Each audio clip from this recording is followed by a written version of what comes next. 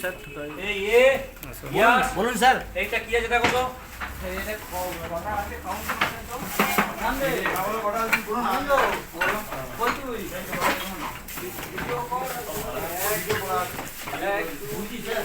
ঠিক আছে 6, 7, 8, 9, 10, 11 এটা হচ্ছে 12, 13, 14, 15, 16, 17, 18, 19, 20, 21, 22, আপনি আরো আছে 27, প্রায় 30 বস্তা। আচ্ছা শোনো এবার আচ্ছা হলো